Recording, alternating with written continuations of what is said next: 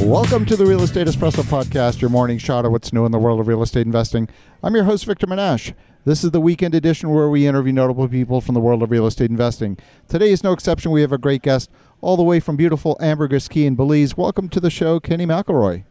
Thanks, Victor. Always great to chat with you. Always. Well, great to have you here. You're obviously very well known in the marketplace and you've got a huge following. Let's talk for a little bit about, you're successful as a property manager, a property owner, a property developer.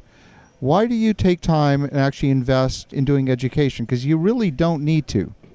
Well, first of all, it keeps me sharp. And this industry is moving quickly, as you know. There's new technology and new things and new ways to save money. And so you got to kind of stay on top of all that. So I'm already researching, reading everything, going places, trying to figure out how to fine-tune my business. So all I've really done is take that and turn them into videos. Fascinating. And so how much of your time goes into the production of that? Because, yes, like even for myself, I'm communicating on the podcast things that I would normally be doing anyway. So in that sense, it's free. But still, the production does have an extra tax to it. As you know, for someone who's doing it daily, you're doing it maybe a little less frequently, but still, there's a tax to it.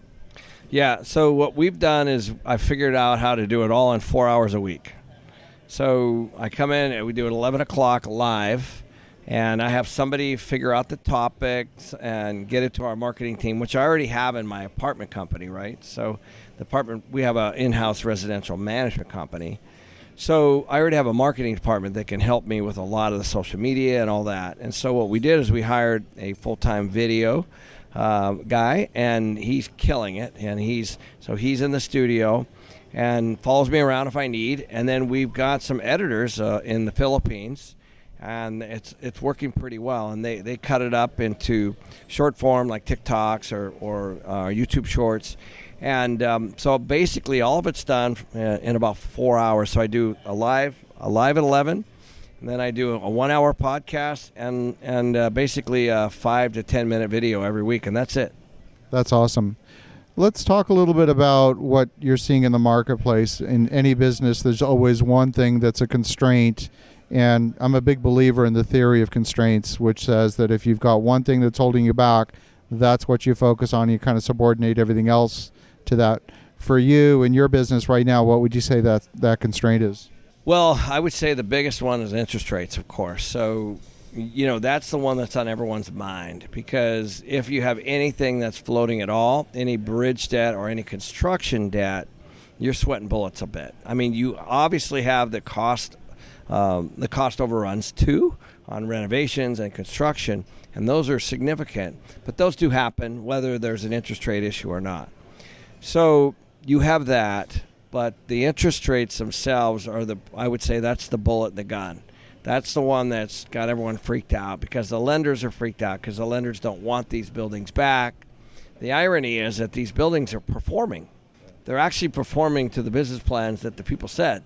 So they're hitting their rents and they're hitting their expenses. What's off is the debt payment is so much higher because of what the Fed is doing right now to try to curb inflation. We often hear in the news that there is not counterparty risk, that this is very different than 2008. I actually don't believe that. I think the counterparty risk is there. It's hidden beneath the surface and people can't see it. What's your perspective? Well, having been through 08 like it is different in some respects, where a lot of people were buying single-family houses, and I would think that that's kind of where the crack was, is that people were buying single-family rentals and single-family houses and hoping that the prices would go up, and then they went down, and all of a sudden the homes were worth less than the loans. And right now there's a shortage of single-family, so that is correct when a lot of people like to point there. But to your point, the commercial real estate market is in trouble. And those loans are often short-term and bridge. And those are the ones, when we're talking about office buildings, hotels, industrial, multifamily, malls. Of course, we're seeing malls go down. So there's real money behind that. Somebody owns that, like whether it's from a life company or a pension or whatever it might be. There's real money involved, and I think that that's kind of the first domino to fall. Well, I think that's one of the misnomers, because a lot of people think that, all right, it's an institutional investor and that's a nameless, faceless thing. But as soon as you start to say something like CalPERS, then you say, okay, so this is a public pension fund. This is something that actually is going to start to affect the rank and file person from an everyday perspective. Yeah, well, if you take a look at like people's pensions, pensions are that's a good one to focus on, because a lot of people are retiring without pensions, and they've been funding those pensions for a long time. So there's all kinds of stuff on those. But to your point, the CalPERS is another one, a life company. So that money gets invested on your behalf. So you put it away, you sock it away, like everybody's told you to do, and you hope that it was invested well, and it might be, but it's also possible that it's not. Yeah, absolutely. So what are you doing differently? Because that's the question I often get. Well, okay, we get all that. We see the sky's falling. We see all these things to worry about. What do you actually do differently? So for us, you have to get cash. You have to get heavy in cash. So as you know, we went to 6 months operating reserves on every single asset we have. We are not doing any distributions, of course, in like we were. So that's one big thing. You want to get heavy in cash. Now that money is still investor money. So I want to be clear there. So we're just communicating to the investors that says, hey, we're heading into some headwinds here. I think we might want to start to escrow some more cash here.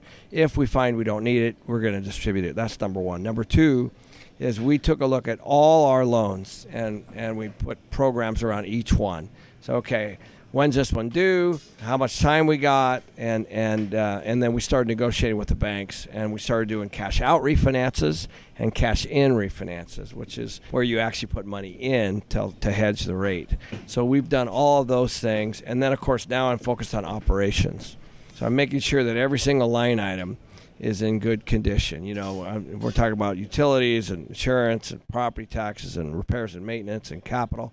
All that, capital expenses, all that kind of stuff, we're making sure is in line and in order, no matter what we said it was last year. I love it. Well, Kenny, great to catch up as always. Definitely kindred spirits here. And for the listeners at home, definitely reach out and visit Ken at kenmcelroy.com. He's got an awesome YouTube channel. You definitely want to go check that out. I follow it regularly as well. So thank you so much. Great to see you again. My pleasure. Always great chatting with you.